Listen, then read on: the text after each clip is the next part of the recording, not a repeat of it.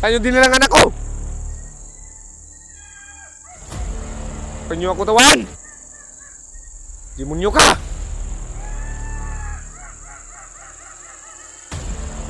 Kailangan ko ito masundan mga tol. Alam ko uuwi yun sa kampo nila.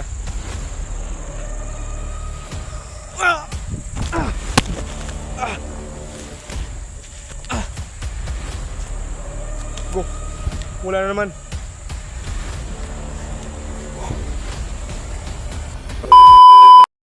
Yun tol, what's up? Sa mga pagpalang gabi sa inyong lahat dyan mga tol. Sa awa ng Diyos mga tol, ay nakauwi na kami mga tol.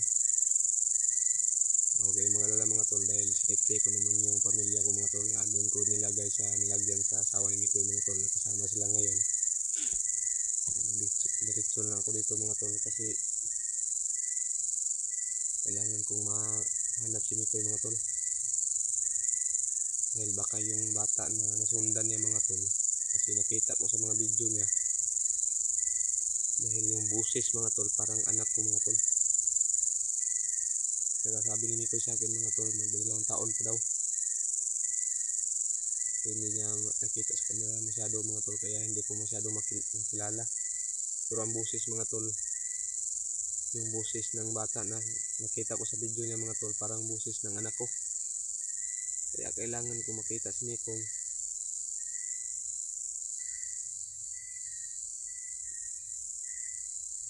Grabe, sobrang asan dito mga tol.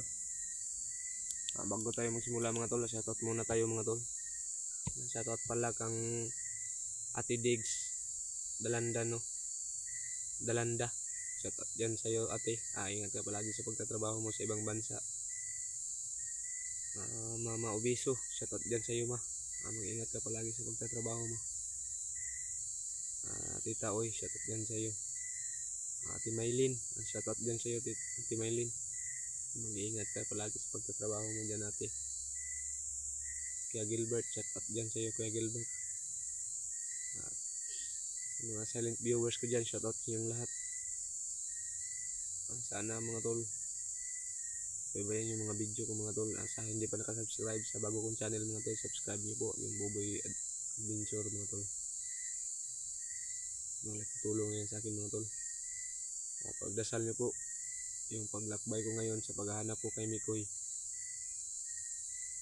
Pagdasal niyo po ako mga tol na walang mangyari sa akin. Dasal niyo po na magkita kami ni Mikoy mga tol. Dahil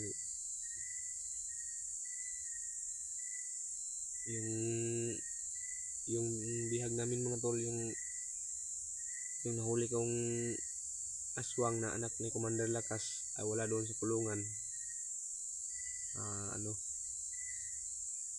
Balin siguro ni Mikoy. Kaya kailangan ko siyang mahanap si Mikoy mga tol. Dahil nandito naman sa akin yung alas ni Commander Lakas.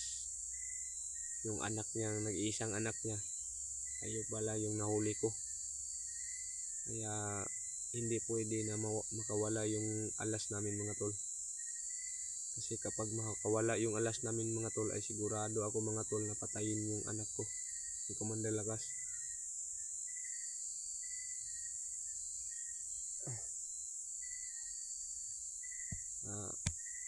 Sa awa ng Diyos kanina mga tol, sa pag nakahanap ako ng porsinto, tumutubo yun mga tol.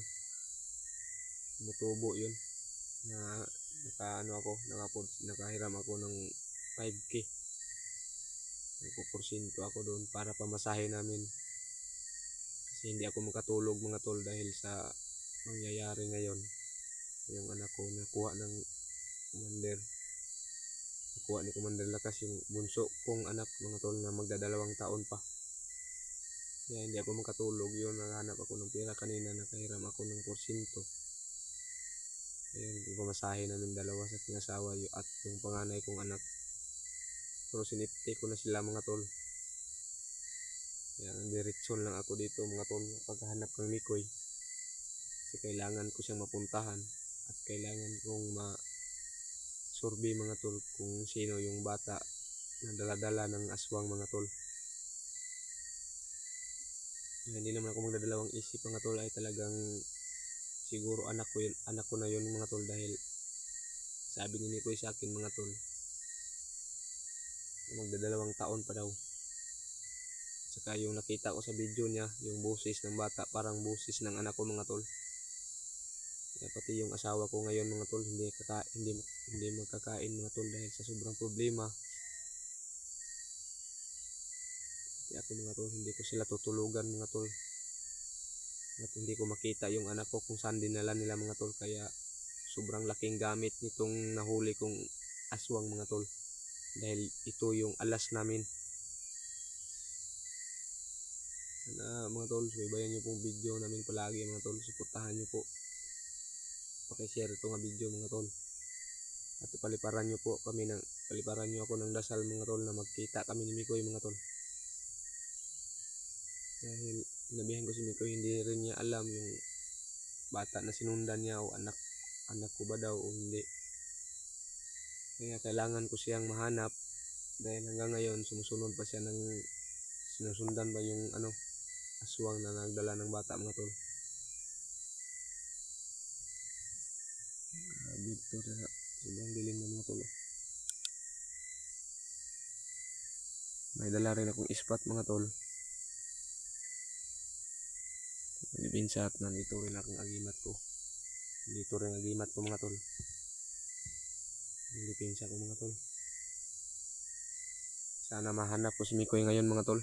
Ay pagdasal niyo po. Paliparan niyo po ako ng dasal mga tol, na mahanap ko si Mikoy at magkita kami. Para may pwersa na ako mga tol. Dahil kasi delikado lang kasi yung ako lang mag-isa mga tol. Kasi sobrang dami ng mga aswang, dahil gabi na ngayon, atake na naman nila mga tol.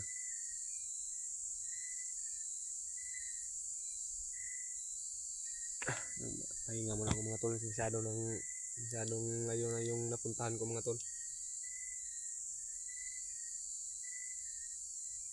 Binigyan naman ako ng location ni Mikoy kung saan siya. Pero dito mga tol, wala nang signal, hindi ko na siya makontak. Wala nang signal dito mga tol. Ang binigay niyang location nito, ito yun mga tol. Pero hindi ko alam kung saan siya banda mga tol, kasi sobrang laki nitong bundok mga tol. Hanapin ko ngayon. Hindi ako matutulog mga tol hanggat hindi ko siya makita. Dahil problema ko ngayon, hindi basta-basta masulbad mga tol. Hindi ko makuha yung anak ko, ay talagang hindi ko sila tutulugan mga tol.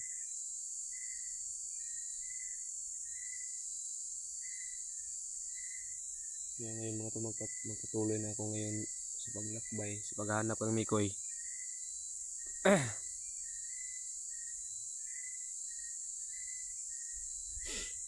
Sana mga tol, pagdasal niyo po yung kaligtasan ko ngayon mga tol.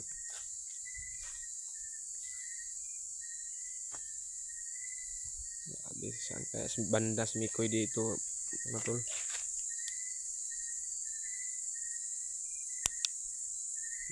Yung ilaw ko mga tol, malapit na malubat to mga tol.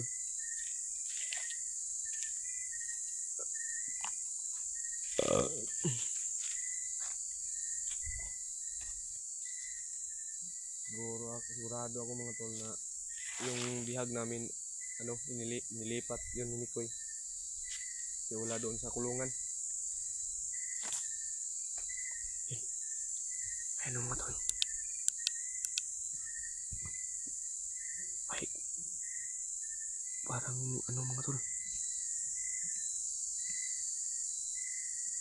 Yun o. Yung may pakpak.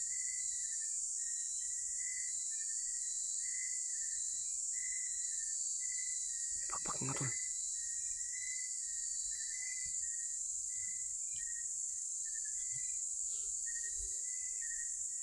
Sino ka ba?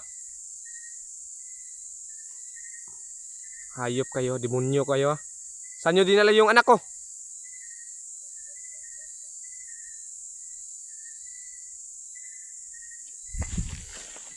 Sige.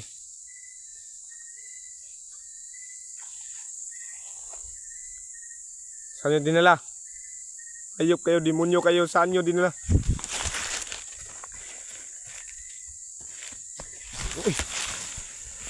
Okay.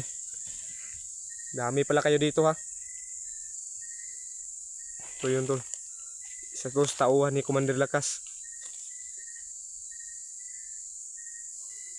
Sumagot ka. Saan nyo dinala yung anak ko? Anong doon?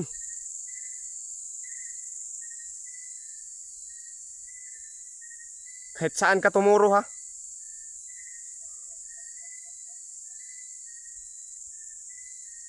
Tik-tik mo siguro ni. Oh, sobrang lapad sa pakpak mga tulo. Natanong kita ba? Saan nyo dinala yung anak ko? Saan yung commander nyo? Sige.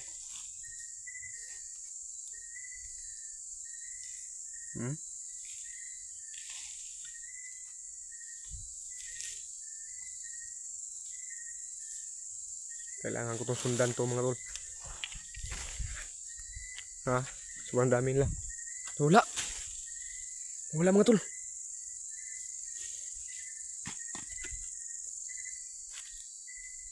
Sige. Tago kayo ha. Hindi ako natakot sa inyo ba?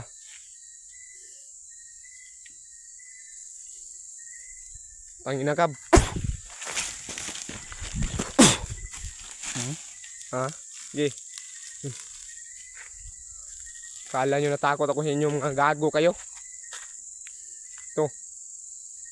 Hindi sumagot kapag tinatanong. Sige. Sige. Saan yung dinilang anak ko? Huwag nyo ako tawan. Demonyo ka.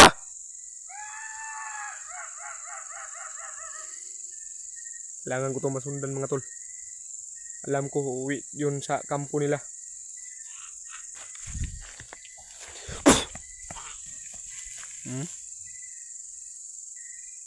Ang dami nyo dito ha. Gago kayo. Itong kik-kik pa siguro ni. Sigurado akong kik-kik ko ba. Sige. Naikutan talaga nyo ako ba. Lumalaban kayo ng patas. Huwag nyo akong talikuran.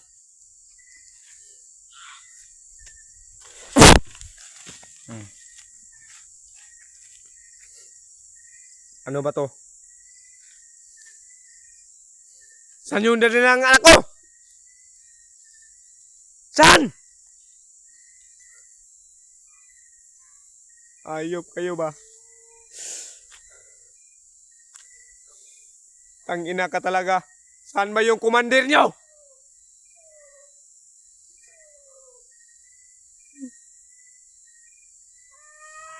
Wala kayong awa ba?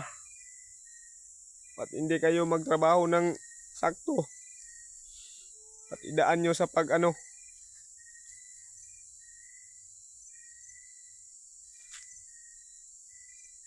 Kailangan ko itong masundan mga tol. Kailangan ko itong hindi pa wala ng ilaw dahil parang invisible to mga tol. Mawala-wala mga tol kapag mawala ng ilaw. Oh, parang ang galawan niya parang ano, pusa.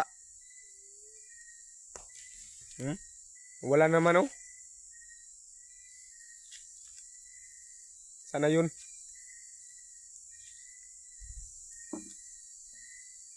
Puta. Mga demonyo to, mga ayop na to. Anak ko pa yung biniktima. Okay, subukan yung lumapit. Subukan nyo. Magkakamatayan na talaga tayo.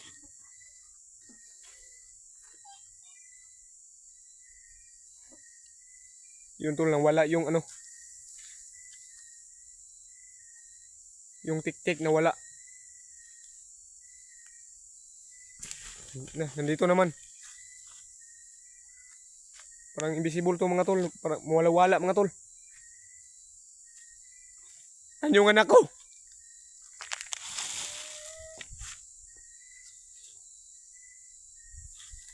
Ayop kayo, demonyo kayo!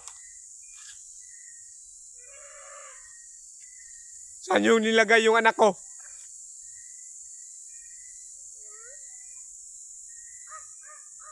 Wag mo ako tawan!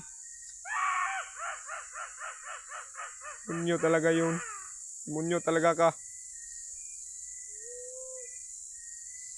Wag mo akong tatawahan. Dahil seryoso ako. Saan yung nilagay yung anak ko? Saan ba yung commander yung demonyo?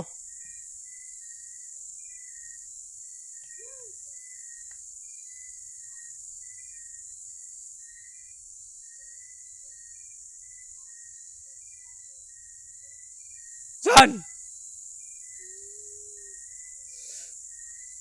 Kailangan di ko to pawala ng ispat mga tol.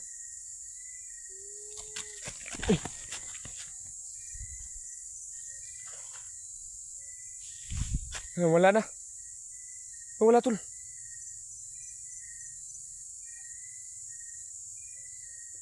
Nang invisible talaga yun mga tol. Nawala na naman. Sige.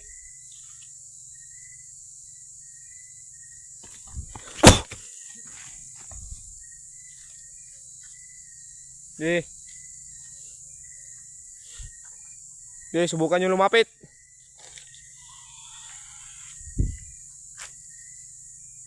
Subukan nyo lumapit.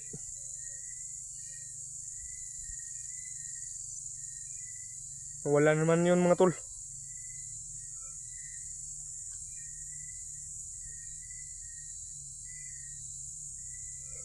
Wala yung ano.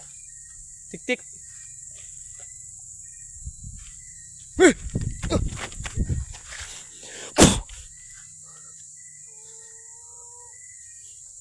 Dito na naman sa likuran ko.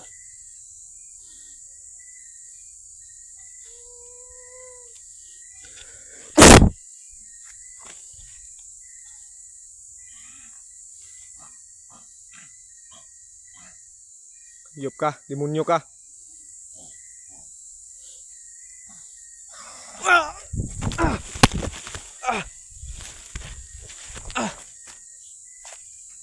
Go. Wala na naman.